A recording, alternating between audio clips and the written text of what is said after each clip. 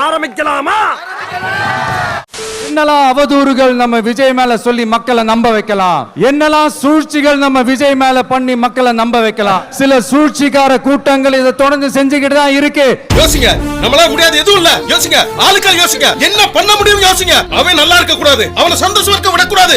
அதனால என்ன பண்ணாலும், நீங்க என்ன ட்ரை பண்ணாலும் மக்களுக்காக வந்திருக்கிற இந்த விஜய மக்கள் ஒரு நாளும் கைவிட மாட்டாங்க. என்னால முடியலடா. மக்கள் கூடவே நிக்கிறாங்க, கூடவே நிப்பாங்கன்னு அவங்களுக்கு தெரியாம போச்சு. என்னப்பா நிப்பீங்கல்ல, உங்களை நம்பிதாப்பா வந்திருக்கிறேன். நான் பாத்துக்கிறேன் முருகேஷ். தம்பி கீழே இறங்கு, தம்பி கீழே இறங்குப்பா, ப்ளீஸ் கீழே இறங்குப்பா. அல்ல குற்றாலத்துல இருக்க வேண்டியதா இங்க வந்து ஏன் அவசரம் வாங்குறீங்களா? இறங்கினாதான் புத்தம் கொடுப்பேன்.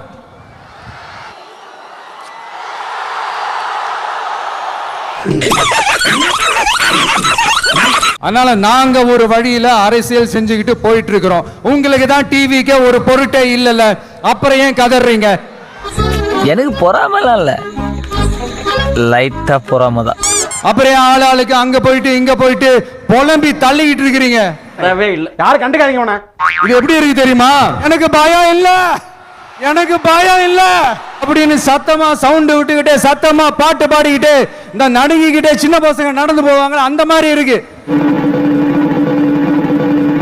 என்னடா முகத்தையும் உடம்பையும் முறப்பா வச்சிருக்க, கால கடகடன் ஆடுது. பில்டிங் ஸ்ட்ராங், பேஸ் மட்டும் கொஞ்சம் வீக். முதல்ல மண்டையில இருக்கிற கொண்டைய மறைங்க சார்.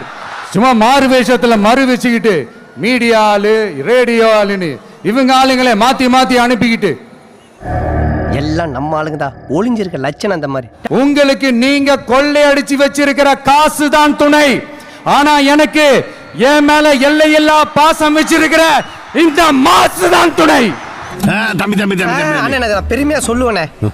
அதனாலதான் எதிரிகள் யாருன்னு சொல்லிட்டு களத்துக்கு வந்திருக்கிறோம். எதிரிகள் யாரு இப்போ இங்க 2026 சட்டமன்ற தேர்தலில் களத்துல இருக்கிறாங்களோ அவங்கள மட்டும் தான் எதிர்ப்போம். புரிஞ்சு போச்சு.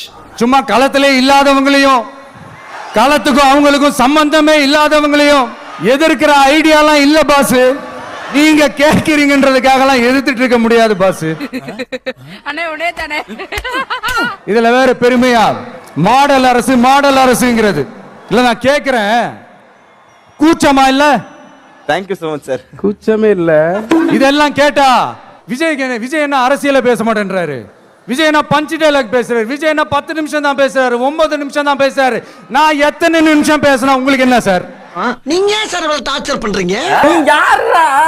நாங்க என்ன வாயிலே வடை சுடுறதுக்கு டிஎம்கேவா, டிவிகேடா?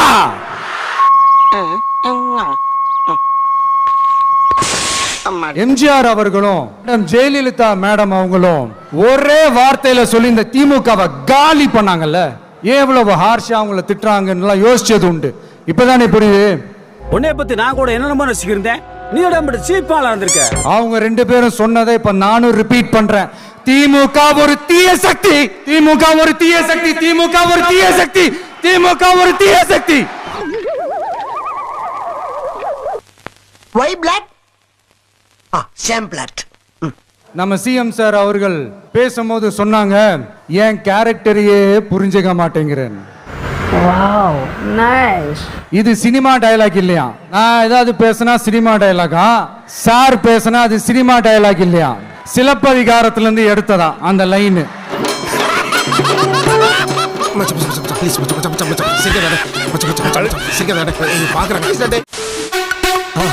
மறக்காம சர்ப்ரைஸ் பண்ணுங்க.